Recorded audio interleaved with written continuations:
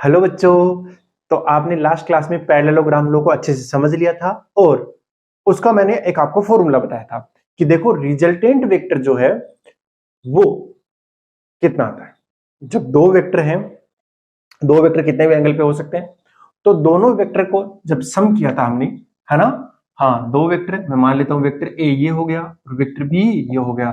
तो पक्की बात है इन दोनों का परिणामी जो सदिश आएगा वो इन दोनों के बीच में आया था, लेकिन उसका परिमाण कितना आया था। परिमाण परिमाण कितना आया था, रिजल्ट टेंट का मैग्नीट्यूड कितना आया था, अंडर रूट, बोलो आर इक्वल टू कितना था, under root A square plus B square plus 2ab cos theta, इतना आया था। याद है मैंने बोला था कि जो परिणामी है अगर वो इस ए के, ये थीटा क्या था बेटा, थीटा है ए और बी के बीच का कोण, और ये अल्फा क्या है, परिणामी का ए के साथ बनाया गया कोण। तो टेन अल्फा लिख सकते हो ना, टेन अल्फा देखो, देखो यहां वाला घटक आया था परपेंडिकुलर अपॉन में बेस बना था, याद है परपेंडिकुलर कितना आया था, b cos theta divide by a plus b sine theta, और बी साइन थीटा आया था, yes, b sine theta upon में a plus b cos theta. याद कर लीजिए उस चीज को, यही था, ए हो गया, हाँ ये था बी, यहाँ पे भी हमने बी बना दिया था, यहाँ पे इसके घटक लिए थे, तो ये वाला आया था बी कोस थीटा और ये वाला आया था बी साइन थीटा। ये देखो ये वाला, ये परिणामी था ना, हाँ। तो देखो ये परपेंडिकुलर हो गया और ये बेस हो गया, ये लंब हो गया और ये आधार हो गया, तो लंब कितना है, बी साइन थीटा। तो ये हमने चीजें देख ली थी। आज हम देखेंगे क्वेश्चंस। तो आज का सेशन जो है वो बड़ा ही इंटरेक्टिव होने वाला है, तो इसके अंदर बहुत सारे अपन क्वेश्चंस करेंगे। तो पहला क्वेश्चन लिख लीजिए आप, ठीक है ना, मैं प्रॉब्लम ही कराने वाला हूं आज के इस सेशन में। तो जो प्रॉब्लम है वो ये है बेटा कि दो सदिश हैं, दो सदिश हैं और एक का परिमाण है 6 और दूसरे का परिमाण है 9, ठीक है ना। देखो ये है प्रॉब्लम।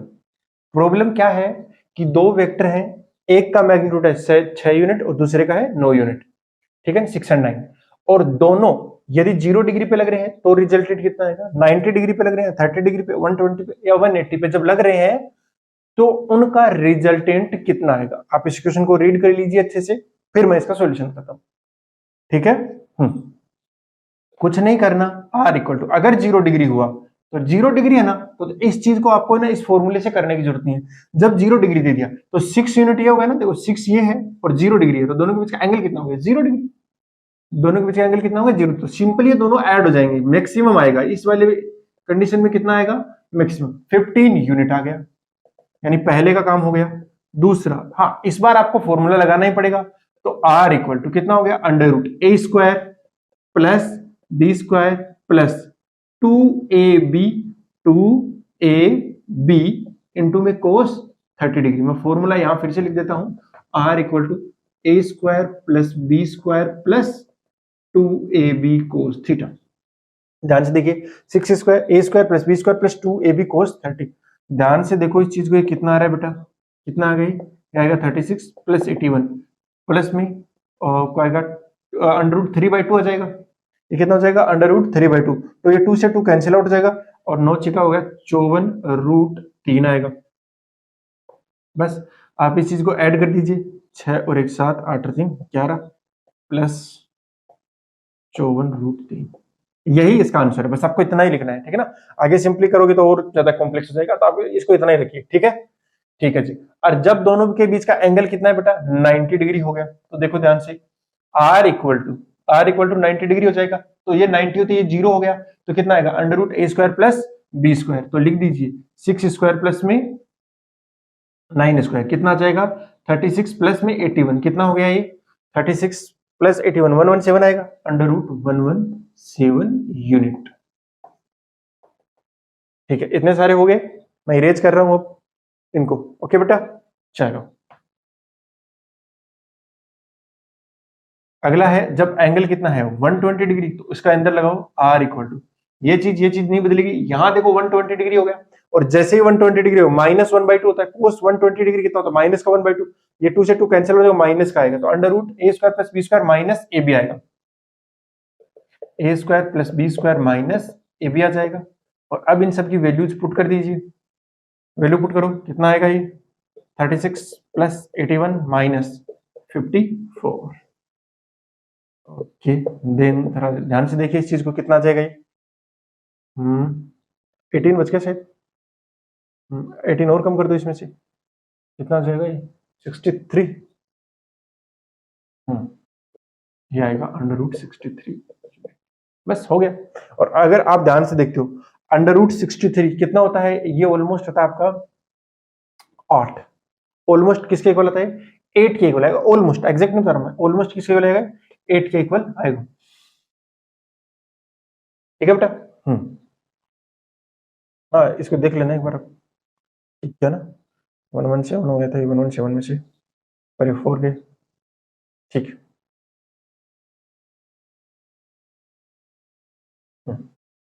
180 डिग्री, तो 180 डिग्री को भी आपको डायरेक्ट करेंगे, 180 डिग्री को भी आप सीधा ही करेंगे। कैसे बेटा?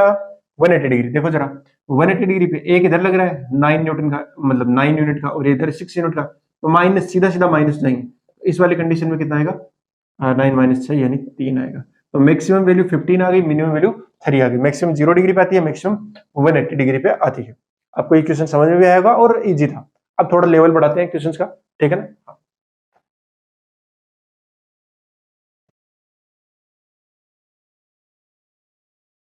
चलो, एक रिजल्ट है, उसको आप सीधा ही ध्यान में रखेंगे, वो एज ए मैं क्वेश्चन लिखवा देता हूँ। देखो, दो वेक्टर है, टू वेक्टर, एंड जिनका मैग्नीट्यूड क्या है? इक्वल है, ठीक है ना? हाँ, vector A and B.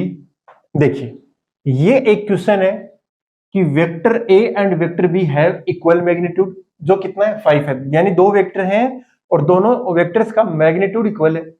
Then find out magnitude of resultant vector. तो हमें रिजल्टेंट वेक्टर का क्या फाइंड करना है? मैग्नीट्यूड फाइंड करना है। यदि उनके बीच का एंगल कितना हो जाए? 60 डिग्री हो जाए, 90 डिग्री हो जाए, या 120 डिग्री हो जाए। देखिए, इसको एज ए रिजल्ट आप सीधा ध्यान में रखेंगे ना, तो आपको कई बार क्वेश्चंस में ज्यादा हेल्प हो जाएगी सोल्व करने में। तो पहला देखते हैं, थीटा इक्वल टू 60 डिग्री का, ठीक है। तो आर इक्वल टू कितना होगा? √a² प्लस b² प्लस में 2ab कोस थीटा। अब थीटा की जगह कितना रखना है? 60। कोस 60 कितना होता है? 1/2। तो 2 से 2 कैंसिल आउट हो जाएगा, यानी आपका आर इक्वल टू कितना आएगा? √a² प्लस b² प्लस में 2ab। आया कि नहीं आया? अब आपको बोला है कि a इक्वल टू b है, और वो कितना है? 5 है। तो आप वैल्यू पुट कर दीजिए। वैसे इसको आप ध्यान से देखोगे तो a प्लस बी का होल स्क्वायर हो गया ना? बिल्कुल हो गया। बट मैं इसको ऐसे नहीं याद करवाना चाह रहा, मैं किसी और तरीके से याद करवाना चाह रहा हूं। बस में ना? हाँ, कैसे? जरा ध्यान से देखिए। नहीं नहीं, ये 2ab नहीं आएगा, ये ab आएगा, ठीक है ना? हाँ, ये सिर्फ और सिर्फ कितना आएगा? ab। आप वैल्यू पुट कीजिए इसके अंदर, ये कितना जाएगा? 5²। ये भी कितना आएगा? 5² प्लस में a इंटू में a कितना आएगा? 5²। तो कुल मिला के r की वैल्यू कितनी आएगी? 5√3 आ जाएगी। अरे आ गया ना ये 5√3, 5² कॉमन आ जाएगा, 1 + 1 + 1 3 हो गया, तो 5√3 आएगा। याद रखो कितना आया? 5√3। तो 5 तो वो मैग्नीट्यूड था, √3 से मल्टीप्लाई कर दिया, ठीक है। थीटा इक्वल टू 90 डिग्री करो, तो इस वाले में सीधा 90 डिग्री करोगे तो ये वाली चीज कितनी हो जाएगी? 0। क्या बचेगा? a² प्लस b² बचेगा। दोनों का मैग्नीट्यूड इक्वल है, तो कर दो 5² प्लस 5², तो कितना आएगा? 5√2। कितना आ गया? 5√2। जब दोनों के बीच का एंगल 90 डिग्री हो, और जब दोनों के बीच का एंगल कितना हो जाए? 120 डिग्री। तो ध्यान से देखो, यहां 120 रहोगे तो -1/2 आएगा, तो 2 से 2 कैंसिल आउट हो जाएगा। ये देखो क्या बना? r equal to √a² plus b² minus ab बन गया। अब ध्यान से देखो, a और b की जगह 5 रखो, 5² प्लस 5² माइनस 5², तो 5² से 5² एक तो कैंसिल आउट हो जाएगा। ध्यान से देखो क्या बना? 5² प्लस 5², और ये 5 × 5 तो 5² ये भी बन गया, ये इससे कैंसिल आउट हो गया एक। तो ध्यान से देखो कितना है? r equal to 5। तो देखो, क्वेश्चन डायरेक्ट पूछ सकता है वो एडजस्टमेंट स्टेटमेंट कि दो वेक्टर हैं जिनका मैग्नीट्यूड इक्वल है और उनके रिजल्टेंट का मैग्नीट्यूड भी उनमें उनके इक्वल है, ठीक है ना? आपको दिया सकता है दो वेक्टर है a एंड b, और उनका रिजल्टेंट a के इक्वल है, और a और b का मैग्नीट्यूड भी क्या है? इक्वल है। तो बताइए दोनों के बीच का एंगल कितना होगा? 120 डिग्री। यानी ये वाली कंडीशन कुछ ऐसी होगी, ये a हो गया, ये b हो गया, तो इनका रिजल्टेंट जो आएगा वो भी इक्वल लेंथ का ही आएगा। इसकी लेंथ और इसकी लेंथ इक्वल है, तो ये भी क्या आएगा, इक्वल लेंथ का आएगा और बिल्कुल एग्जैक्ट बीचों बीच आएगा। हाँ वो तो दिख ही रहा है, जब दोनों को मैग्नीट्यूड इक्वल है तो बिल्कुल बीचों बीच आएगा। इस वाले केस में क्या होगा, ये और ये है, ए और बी, तो रिजल्टेंट कहाँ पे आएगा, ये आएगा। लेकिन इसका रिजल्टेंट कितना हो जाएगा, जैसे यहाँ पे तो 5 आया था, यहाँ कितना हो जाएगा, 5√2 टाइम्स हो गया।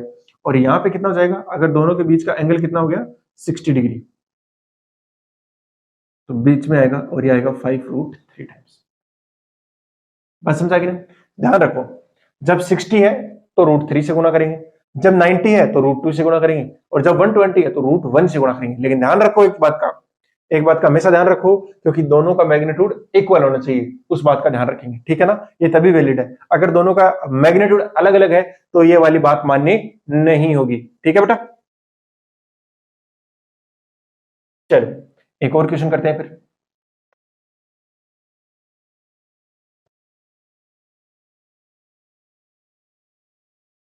इसके बाद कुछ एचसीवी क्वेश्चन करेंगे।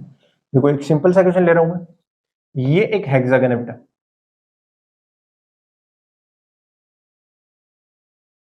इसको अपन षटकोण बोल सकते हैं।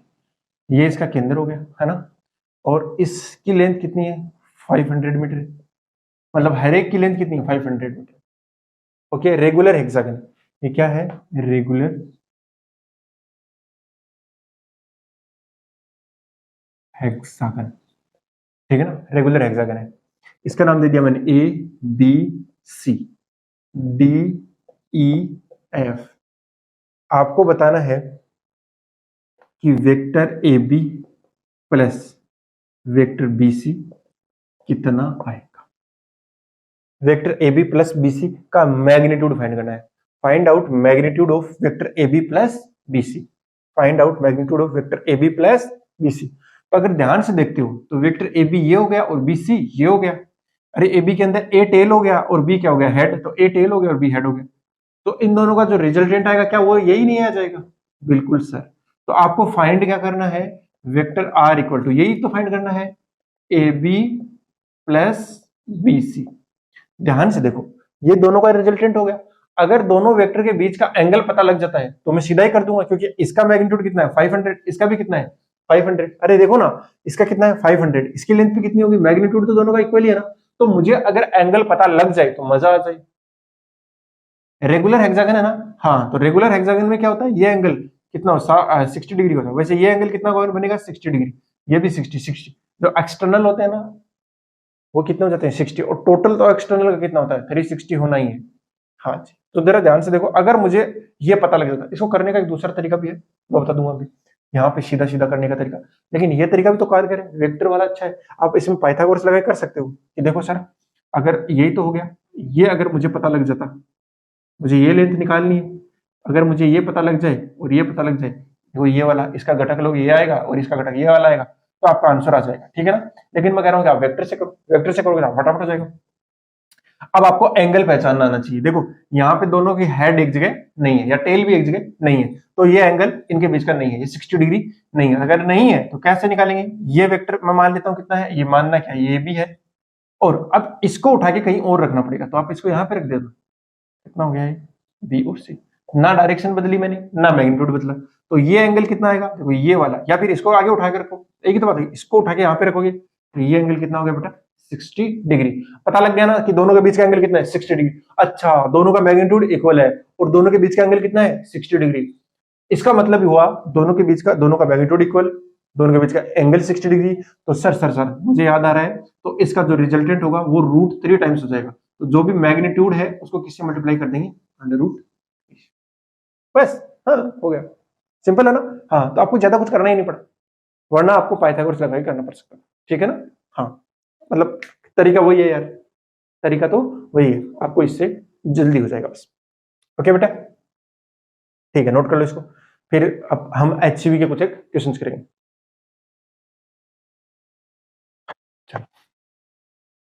देखो बेटा, ये एक एचसीवी का क्वेश्चन है, क्या बोल रहा है, the sum of 3 vectors shown in the figure, यानी इन टोटल तीनों का जो योग है, सम है, वो कितना आ रहा है, 0 आ रहा है, यानी तीनों का जो रिजल्टेंट आएगा वो कितना आएगा, 0 आएगा। Find the magnitude of the vectors OB and OC. तो आपको ओबी और ओसी का परिमाण बताना है, ओबी और ओसी का मतलब ये लेंथ कितनी है, कैसा कह सकता हूं मैं? ठीक है, अब देखो आपको क्या बोल दिया, एक काम की बात बोली, क्या आ रहा है, 0 आ रहा है, टोटल कितना आ रहा है 0। तो हम एक काम करेंगे, इसके घटक ले लेंगे, क्या ले लेंगे बेटा, घटक ले लेंगे। जैसे ही घटक लेंगे ना, और उन घटक का मतलब क्या होगा कि टोटल एक्स एक्स क्या लो, टोटल वाई एक्स क्या लो, कितना हो जाएगा, 0 हो जाएगा। तो ये सोल्व करने का तरीका है, अगर आप ट्राई करना चाहो तो कर सकते हो पॉज करके, बाकी मैं आपको सोल्यूशन बता देता हूं। ठीक है, देखो इसका परिमाण मैं मान लेता, देखो ओसी वेक्टर है ना ये है, तो इसका परिमाण मैं मान लेता हूं कितना है, सी है, और ये ओबी हो गया, तो इसका परिमाण मान लेता हूं कितना है, बी है। अब इसे इसी मान रहा हूं, ठीक है ना। तो चलो इस सी के कंपोनेंट लो, यानी घटक ले लो। तो देखो जिसके साथ एंगल बनता है कोस आएगा, तो इसके साथ एंगल बना, तो ये वाला कितना हो गया, सी कोस 45, और ये ऊपर वाला क्या हो जाएगा, सी साइन 45। ठीक है, घटक हो गए, देखो एक्स के अनुदिश भी हो गए और वाई के अनुदिश भी हो गए ना।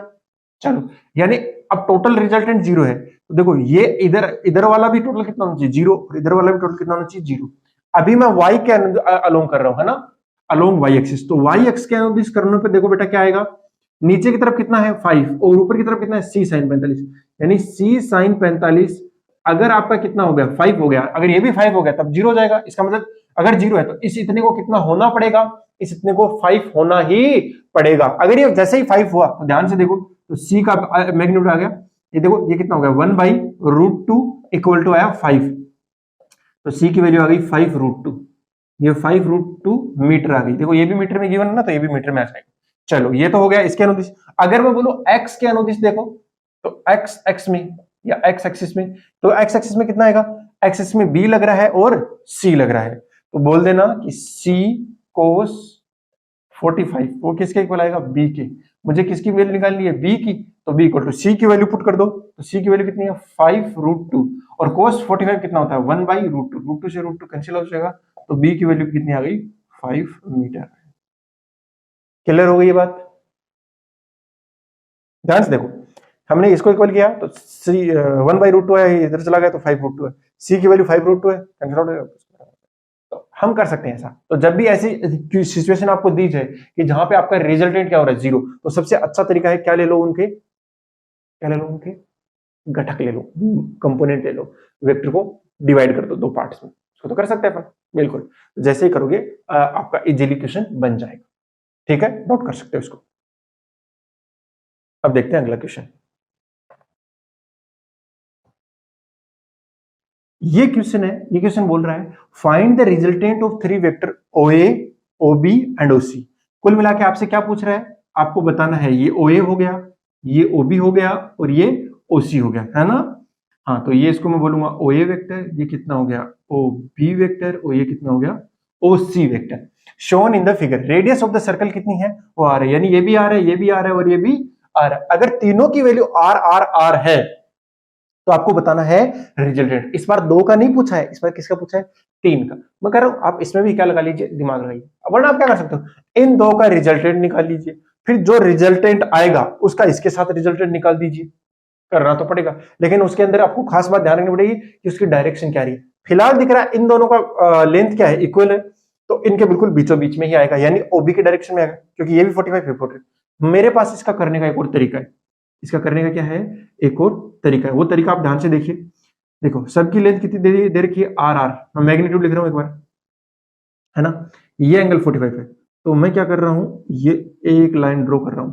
ये क्या है, ये लाइन देखना इस आर के परपेंडिकुलर है, इस आर के परपेंडिकुलर, यानी ये एंगल कितना हो गया, ये 45 डिग्री हुआ, और ये भी कितना हो गया 45।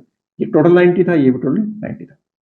अब मैं बोल रहा हूं जो ये OA है उसके कंपोनेंट ले लो, और जो OC है उसके कंपोनेंट ले लो, ले लो OA और OC के। तो जब OA के लूंगा तो ध्यान से देखिए 2 कंपोनेंट आएंगे, एक तो वो जिसके साथ एंगल बना है, तो ये है, इसका एंगल किसके साथ बन रहा है, ये इसके साथ कोस आएगा, जिसके साथ नहीं बना है वो साइन आएगा। दोनों परपेंडिकुलर आते हैं, तो ये परपेंडिकुलर लाइन वाली लाइन जो है वो यहीं से गुजरेगी कि नहीं गुजरेगी, बिल्कुल गुजरेगी। तो ए का ये वाला कितना आएगा, a cos 45, a cos 45 से क्या लिख दूं मैं, r cos 45, बहुत बढ़िया। लेकिन इधर एक आएगा ना r sin 45 आएगा सर। अब c के भी करने हैं, तो c का जिसके साथ एंगल बनता है वो कोस आएगा, जिसके साथ नहीं बनता है वो साइन आएगा। तो जिसके साथ एंगल बना ये वाला एंगल, तो ये कितना आएगा r cos 45, यानी इस डायरेक्शन में आएगा कौन, r cos 45, और जिसके साथ नहीं बना ये c के बता रहा हूं, इधर आ जाएगा r sin 45। बात समझ आ गई ना। देखो ये r cos 45, ये r cos 45, दोनों कैंसिल आउट, दोनों अपोजिट डायरेक्शन में है, दोनों ने एक दूसरे को क्या कर दिया, कैंसिल। अब सारे जो वेक्टर बचे वो एक डायरेक्शन में बचे हैं, तो जो रिजल्टेंट आएगा, रिजल्टेंट वो कितना आ जाएगा, वो इन सबका सम आ जाएगा, क्योंकि सारे के सारे एक ही डायरेक्शन में आ गए, सबके बीच का एंगल 0 डिग्री है, तो सबका क्या कर दो, एडिशन कर दो, सिंपल एडिशन कर दो, कुछ नहीं करना, क्योंकि सारे एक डायरेक्शन में। तो एक तो r हो गया ओबी का, है ना, r हो गया, दूसरा क्या हो गया, r sin 45, r sin 45 दो बार हो गया वैसे, r sin 45 प्लस में r sin 45। मैंने बताया इसको करने के और भी तरीके हो सकते हैं, बतेरे तरीके हो सकते हैं, बट मुझे ज्यादा अच्छा लगता है, इससे क्या होता है आप कंपोनेंट लेना भी सीख जाते हो, है कि नहीं। तो ये r हो गया प्लस में 2r sin 45, r sin 45 कितना होता है 1/√2, तो r प्लस 2r इंटू में 1/√2, ये कैंसिल आउट हो जाएगा तो कितना आएगा r plus √2r, r common लीजिए कितना आएगा 1 प्लस √2 यूनिट आ जाएगा। ये है इन तीनों का रिजल्टेंट जो आया उसका मैग्नीट्यूड कितना है, इतना है। बात क्लियर हो गई ना। चलो बेटा, अगर ये क्लियर हो गई तो आप इसको नोट कीजिए, अच्छे से समझिए, और अब आगे और इससे अच्छे वाले क्वेश्चन करते हैं।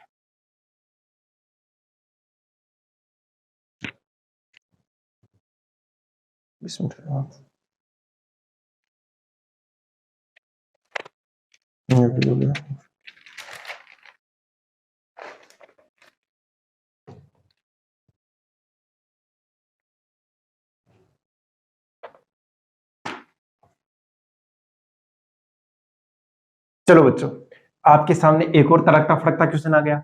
इसको कैसे करेंगे, पहले तो क्वेश्चन क्या है ये समझ लीजिए। क्वेश्चन है the resultant of vector A and vector B makes an angle alpha with vector A and beta with vector B. इसका मतलब है कि ए और बी का जो रिजल्टेंट वेक्टर आया है ना, ए और बी का जो रिजल्टेंट वेक्टर आया है वो अल्फा बनाता है ए के साथ और बीटा बनाता है बी के साथ। तो आपको बताना है कि इनमें से कौन सा ऑप्शन होगा, कि अल्फा छोटा होगा बीटा से, या फिर अल्फा छोटा तो होगा बीटा से पर जब ए छोटा हो, ये वाला या फिर ये वाला। बात समझा कि ना। तो आपको ऑप्शन चेक करने, तो सॉल्यूशन आप ट्राई करना चाहो कर सकते हो, बहुत ही अच्छा क्वेश्चन है। अब मैं बताता हूं, देखो ये मैं मान लेता हूं क्या है बेटा, ये वेक्टर ए हो गया, और ये मैं कहीं पे भी मान सकता हूं वेक्टर बी हो गया। देखो इन दोनों का परिणामी यानी जो रिजल्टेंट है वो इन दोनों के बीच में तभी आएगा जब ये ए और बी क्या हो जाएंगे, बराबर। देखो ये कंडीशन देखनी है ना, ए और बी क्या हो जाए बराबर। जैसे ही बराबर होंगे तो वो बिल्कुल बीचों बीच आएगा, तो ये अल्फा और बीटा उस कंडीशन में क्या हो जाएंगे, क्या हो जाएंगे बेटा, बराबर हो जाएंगे, बिल्कुल बीचों बीच आएगा परिणामी। तो यानी ये वाली चीज करेक्ट है अगर, तो यहाँ पे अल्फा और बीटा क्या होना चाहिए था, करेक्ट, मतलब ये ऑप्शन नहीं हो सकता। अगर दोनों इक्वल हैं तो उनका जो परिणामी रिजल्टेंट आएगा वो बिल्कुल उनके बीचों बीच में आएगा, तो अल्फा और बीटा की वैल्यू क्या आएगी, फिर इक्वल ही आएगी। अब दूसरे ऑप्शन को देखते हैं। इसने बोला है पहला ऑप्शन ये क्या है, अल्फा लेस देन बीटा, यानी अल्फा का मान क्या होना चाहिए, कम होना चाहिए। ये कैसे पॉसिबल हो सकता है, अल्फा का मान क्या होना चाहिए, कम होना चाहिए। तो वेक्टर ए ये रहा और वेक्टर बी ये रहा। अब बोल रहा इन दोनों का जो रिजल्टेंट आ रहा है वो ऐसे आ रहा है, इसमें ये अल्फा आ गया और ये बीटा आ गया। बोल रहा अल्फा का मैं बता नहीं सकता, मैं बता ही नहीं सकता कि अल्फा कम आएगा कि ज्यादा है, मुझे बताना पड़ेगा कि ए और बी का मैग्नीट्यूड कितना है। अगर ए का मान क्या हुआ ज्यादा, देखो ये सिंपली ए लिखा हुआ है, इसका मतलब होता है मैग्नीट्यूड। अगर ए का मान कम हुआ, ए का मान, ए का मैग्नीट्यूड कम हुआ तो रिजल्टेंट बी की तरफ जाएगा, और अगर ए का मैग्नीट्यूड ज्यादा होगा तो रिजल्टेंट ए की तरफ आएगा। यानी रिजल्टेंट तो उसकी तरफ जाएगा ना जिसके पास ज्यादा पावर होगी एक तरीके से।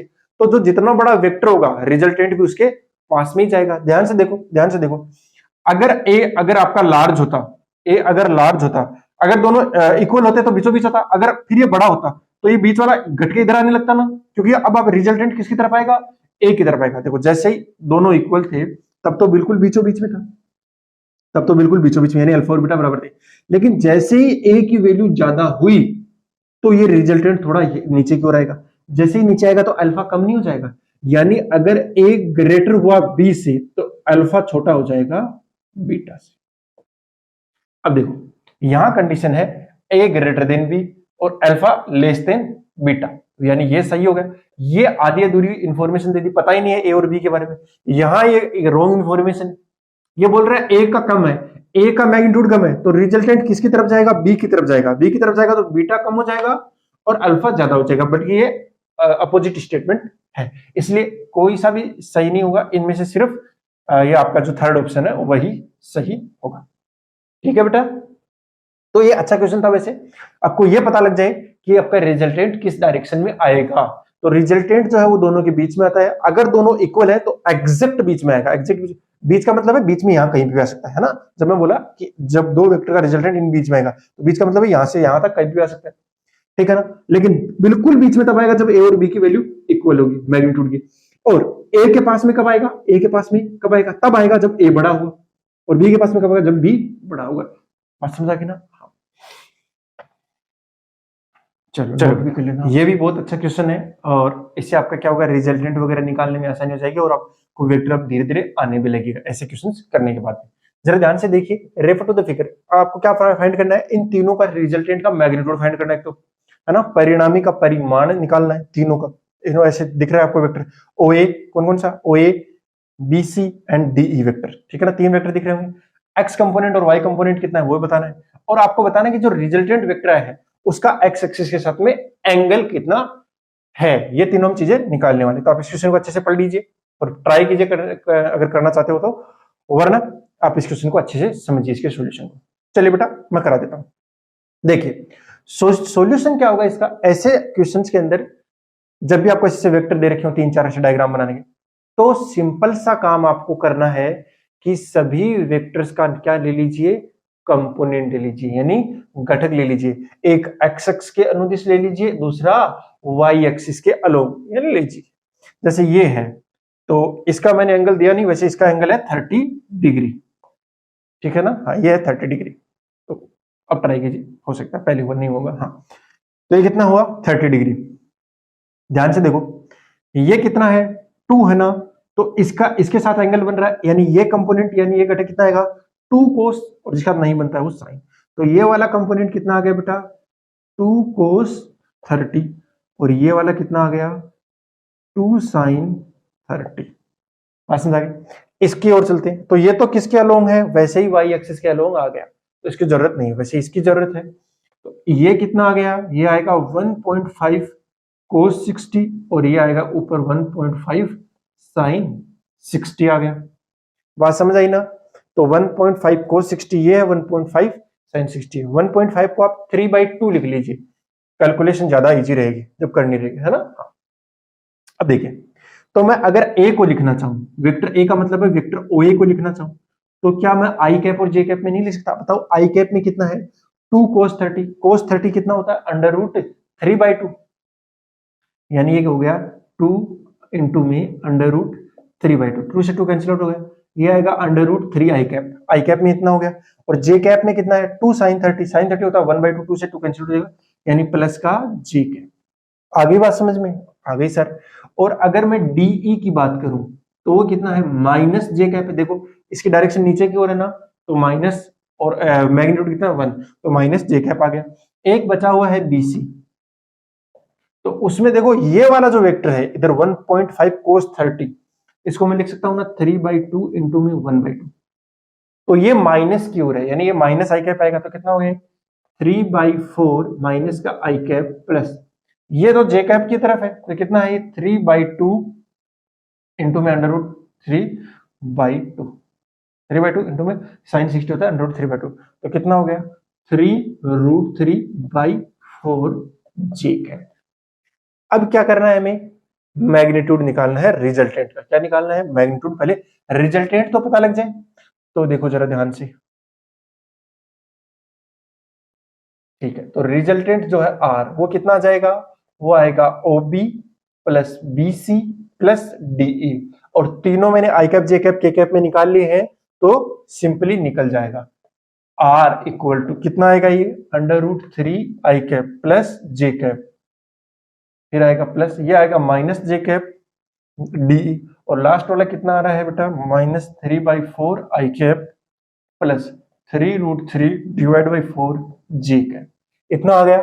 ध्यान से देखो, इनको जब ओपन करोगे तो ये जे कैप से जे कैप कैंसिल आउट हो जाएगा, फिर ये आई कैप और ये आई कैप में से कुछ माइनस होगा, और सिंपली एक ये जे कैप बचेगा। तो देखो जरा आर के लिए कितना बचा, आई कैप में कितना बच गया बेटा, ये बचा √3 माइनस 3/4 आई कैप, यही बचा ना, √3 माइनस 3/4 आई कैप, ये तो कैंसिल आउट हो गए और लास्ट में ये बच गया जी कैप, 3√3/4 जी कैप। अब आपको क्या निकालना है, इसका मैग्नीट्यूड निकालना है। पहले मैं इस सेकंड का आंसर दे दूं, एक्स और वाई के अलोंग कंपोनेंट कितना है। देखिए एक्स के अलोंग कंपोनेंट ये हो गया और वाई के अलोंग ये हो गया, तो आर को आप जब ऐसे लिखोगे ना तो आप इसको लिख सकते हो R X I cap plus में आर वाई जे कैप। तो बताओ आर एक्स की वैल्यू यानी एक्स एक्स के अलोंग कंपोनेंट यानी घटक कितना आया, बोलो √3 माइनस 3/4, बेसिकली ये कितना हो गया, √4√3 माइनस 3/4, और वाई एक्स के अलोंग कंपोनेंट कितना हो गया, 3√3/4। ठीक है, चलो एंगल भी निकालना यहां से सिंपल है, बट एंगल के लिए मैं कंसेप्ट दोबारा से बताऊंगा आपको। ये जो चीज है मैग्नीट्यूड, मैग्नीट्यूड इसका मैग्नीट्यूड निकाल लीजिए। तो मैग्नीट्यूड कितना आएगा, √r(x²) प्लस r(y²), आई के कोफिशिएंट का स्क्वायर प्लस में जे के कोफिशिएंट का स्क्वायर कर दीजिए। तो देखो जरा करो ध्यान से, आई का कोफिशिएंट कितना है, 4√3 माइनस 3/4 का होल स्क्वायर प्लस में आर वाई कितना है, वो हो गया 3√3/4 का होल स्क्वायर। इसको जब आप सोल्व कर लोगे तो आपका क्या निकल गया है, मैग्नीट्यूड आ गया है। तो जरा ध्यान से देखो इसका मैग्नीट्यूड, वैसे 4 बाहर आ जाएगा तो 1/4 आ गया, अंदर कितना बचा 4√3, 4√3 कितना होता है 16×3 = 48 प्लस 9 माइनस 4×3 = 12 √3 प्लस ये कितना हो जाएगा 9×3 = 27 हो गया। ठीक है, 1/4 इंटू 9 36 हो गया, ये है ना, 27 और 9 36, 48 और 36 कितना हो गया, 84 हो गया क्या, 48 और 84, 9 और 27 36 हो गया, 36 में 48 जोड़ दो 6 54 84, यह आया 84 माइनस 24। आप इसको आगे हल करना चाहो कर सकते हो, बाकी आप इतना भी पढ़ा रहने दीजिए, आपका आंसर ठीक है। ठीक है बेटा, चलो आपका ये निकल गया, आपका ये निकल गया, लास्ट वाला क्या है, एंगल निकालना है। तो आप इसको इतने को नोट कर लीजिए, फिर मैं आपको एंगल निकालना सिखाता हूं। अब फटाफट कैसे एंगल निकालते हैं, ठीक है, नोट कर लीजिए। नोट करना चाहो नोट कर लो, स्क्रीनशॉट लेना चाहो स्क्रीनशॉट ले लो, बट क्या नोट कॉपी के अंदर हो जाना चाहिए, आज नहीं तो शाम तक हो जाना चाहिए, ठीक है ना, हो ही जाना चाहिए, मतलब ऐसे ना नो करनी चाहिए। अब देखो एंगल, एंगल के लिए मैं वापस से उस कंपोनेंट वाली कहानी पे आता हूँ। देखो आपने क्या किया था, एक वेक्टर था, ये थीटा था, और इसका मैग्नीट्यूड कितना मान लेता हूँ फिलहाल के लिए मैं, जैसे ए मानता हूँ, तो ये कितना आया था, ए कोस थीटा आया था, और ये आया था ए साइन थीटा। अगर आपके पास में कंपोनेंट है, ये नहीं है, ये गिवन है, तो आप ये थीटा नहीं निकाल सकते, हाँ बोलो, टेन थीटा इक्वल टू कितना आएगा, A sine theta by A cos theta, तो ए से कैंसिल आउट होगा, अगेन ये कितना आ गया, टेन थीटा। तो मैं बताना चाह रहा हूं कि टेन थीटा निकालने के लिए आप क्या कर लीजिए, इसका परपेंडिकुलर वाला कंपोनेंट डिवाइड बाई अलोंग वाला कंपोनेंट, यानी जिसके साथ एंगल नहीं बना है वो, और जिसके साथ एंगल बना है वो, जिसका एंगल नहीं बना है डिवाइडेड बाई जिसका एंगल बना है। तो अगर इस वाले को आप ध्यान से देखते हो इसी के टर्म में, तो ये आपको समझ में पड़ेगा कि ये देखो सर, ये एक्स एक्स और ये वाई एक्सिस, तो एक्स एक्स के अलोंग जो इसका कंपोनेंट आया वो आया ये वाला, जिसको हमने कितना लिख दिया था, 4√3 माइनस 4 डिवाइड बाई 4, ये आया ना, ठीक है सर। और ये वाला जो कंपोनेंट आया वो कितना आया, 3√3/4, तो इसका जो रिजल्टेंट आया उसका एक्स एक्स के साथ में एंगल में मान लेता हूं थीटा है, तो क्या आप टेन थीटा नहीं लिख सकते, जी सर लिख सकते हैं। क्या बोलूंगा, टेन थीटा जिसके साथ एंगल नहीं बनता है वो वाला ऊपर आ जाएगा, ठीक है जी, जिसके साथ एंगल बनता है वो वाला नीचे आ जाएगा, कितना आएगा ये 4√3 माइनस 4 डिवाइड बाई 4, ध्यान से देखो 4 से तो 4 कैंसिल आउट हो गया, ये आ रहा है 3√3 डिवाइड बाई 4√3 माइनस 4।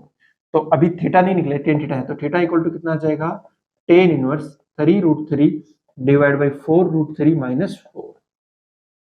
ठीक है, अब आप इसको नोट कर लीजिए, ये आपका एंगल निकाल दिया मैंने, कंपोनेंट बता दिए और मैग्नीट्यूड बता दिए, काफी अच्छा प्रश्न था ये, ठीक है ना। और कैलकुलेशन भी है इसमें थोड़ी ज्यादा, बट आपको कंसेप्ट अगर आता है तो आप कर सकते हो। कैलकुलेशन में हो सकता है थोड़ा टाइम लग जाए, बट कंसेप्ट आता है तो आपका फटाफट हो जाएगा। देखो बेटा, ये अगला क्वेश्चन है और ये आज का लास्ट क्वेश्चन है, ठीक है। तो काफी अच्छा क्वेश्चन है। वैसे आपको क्या पूछा गया इसमें, दो वेक्टर के बीच का एंगल पूछा गया। दो वेक्टर का मैग्नीट्यूड दिया हुआ है 3 और 4, दोनों वेक्टर का मैग्नीट्यूड कितना है 3 एंड 4 दिया हुआ है, ठीक है ना। हाँ, what should be the angle between them if the resultant, जो उनका परिणामी है यानी रिजल्टेंट जो आ रहा है उसका मैग्नीट्यूड 1 यूनिट है, 5 यूनिट है और 7 यूनिट है। तो आपको बताना है कि उन दोनों के बीच का एंगल कितना है। देखिए काफी इंटरेस्टिंग है वैसे, है ना। आप कुछ एक क्वेश्चन के आंसर तो फटाफट दे सकते हो, फटाफट मतलब देखते ही। कैसे, 3 और 4 है ना, मैं पूछूं मैक्सिमम बताइए कब आएगा। मैक्सिमम सर जब दोनों के बीच का एंगल 0 डिग्री होता है, और तब आता है, तब दोनों क्या होता है सिंपली ऐड हो जाते हैं। यानी 3 और 4 का ऐड कितना करोगे तो आएगा कितना, 7 आएगा। 3 और 4 का एडिशन कितना आएगा 7, यानी दोनों के बीच का एंगल कितना होगा 0। तो सर 7 का मतलब तो हो गया दोनों के बीच का एंगल 0 डिग्री। क्या बात है सर। और मैं पूछ रहा हूं दोनों की मिनिमम वैल्यू कितनी आएगी। सर मिनिमम वैल्यू आएगी, माइनस कर देंगे क्योंकि दोनों जब एक दूसरे कितना लगेंगे 180 डिग्री पे। देखो दोनों सेम डायरेक्शन में लगे तब तो ऐड कर दिया, और जब दोनों क्या लगेंगे अपोजिट डायरेक्शन में, 4 - 3 करो, 4 - 3 कितना आएगा 1। अच्छा, तो ये 1 इसलिए आ रहा है कि दोनों के बीच का एंगल कितना हो गया 180 डिग्री हो गया। देखो इसका मतलब देखो 4 इधर है और 3 इधर है, तो जो रिजल्टेंट आएगा वो 1 यूनिट आएगा, सीधी सी बात है। और इसका मतलब है 4 भी इधर है और 3 भी इधर ही है, दोनों सेम डायरेक्शन में, तो दोनों क्या हो जाएंगे जुड़ जाएंगे, 4 और 3 7 हो जाएंगे। ये इनको तो बताने की जरूरत भी नहीं है, बताना जो है वो बीच वाले को 5 यूनिट, ठीक है ना। मैं इनको बताऊंगा भी नहीं, वैसे हो चुके हैं, ठीक है। और अगर आपको करना है फॉर्मूले से तो इसको सीख लीजिए, ये वाली चीज आप फॉर्मूले से कर सकते हो। हाँ बोर्ड के अंदर आता है तो पूरा फॉर्मूला लगा के दिखाना पड़ेगा आपको कितना है, बट यहाँ मैं सिंपली देख के बता सकते हैं ना, इतना ही आएगा। बोर्ड के अंदर तो आपको पूरा लिखना पड़ेगा भाई, तो मैं उसके लिए एक बता देता हूँ मेथड कि ये 5 यूनिट है तो एंगल कितना आएगा, बाकी आप दोनों कर सकते हो। तो देखो बेटा ध्यान से, आर इक्वल टू कितना लिख सकेंगे, a² plus b² plus 2ab cos theta. बस सारी वैल्यूज पुट करो, आर की जगह दो 5।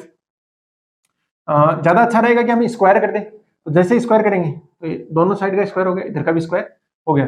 अब रखो 5, तो 5 का स्क्वायर कितना होगा 25, a², a की जगह 3 रखो तो कितना आएगा 9, b² रखो तो कितना आ जाएगा 16, प्लस में 2 इंटू में 3 इंटू में 4 इंटू में cos थीटा, ये हो गया 25। ये 9 प्लस 16 कितना हो गया 25, प्लस में कितना हो गया 24 cos थीटा। इतना ही हुआ ना, यस। देखो 24 से 24 कैंसिल आउट हो गया, यानी 25 से 25 हो गया। 24 cos थीटा कितना आ गया 0, इसका तात्पर्य हुआ cos थीटा कितना आ गया 0, डिवाइड कर देना। इसका मतलब है ये तभी पॉसिबल है जब थीटा इक्वल टू कितना हो जाए 90 डिग्री। cos 90 पे कितना होता है 0 होता है, यानी यहाँ 90 हो गया। और सीधी सी बात है होना भी चाहिए। ये देखो ये हो गया 3 वाला और ये मैं बोल दूं 4 वाला, रिजल्टेंट इधर आएगा। देखो पाइथागोरस लगाना, दोनों के बीच का एंगल 90 डिग्री हो गया, अंडर रूट 3² प्लस 4² कितना आ जाएगा 25। 25 का मैग्नीट्यूड कितना होता है 5। हाँ यहाँ तो ये वाली चीज 0 हो गया, अगर 0 नहीं भी होती ना, जैसे इस वाले इन वाली चीजों में 0 नहीं होगी, इन वाली चीजों में 0 नहीं होगी, तो क्या करोगे बेटा उस वाले केस में, उस वाले केस में क्या करोगे आप सिंपली क्या कर देना बेटा, जितना भी आपका माइनस करके प्लस करके जितना आ रहा है ना उनकी वैल्यूज पुट कर देना, आपका आंसर आ जाए। ठीक है बेटा, क्या चलो बेटा, आज आपके जो वेक्टर के एडिशन वाले क्वेश्चंस हैं वो कंप्लीट हो गए हैं। मतलब कंप्लीट तो क्या, एक्शंस में आपका जो करिकुलम में होता है जितना वो अब कंप्लीट हो गए हैं। अब आप कोई भी क्वेश्चंस अटेम्प्ट कर सकते हो किसी भी बुक का जिसके अंदर वेक्टर एडिशन वाले क्वेश्चंस पूछे गए हैं, ठीक है। और आप अटेम्प्ट भी करना, उनको ट्राई भी करना, ताकि आपका क्या हो जाए ज्यादा से ज्यादा चीजें क्लियर हो सके। ठीक है बेटा, चलो बेटा, wishing you all the very best. मिलते हैं नेक्स्ट क्लास में, तब तक के लिए बाय, जय हिंद।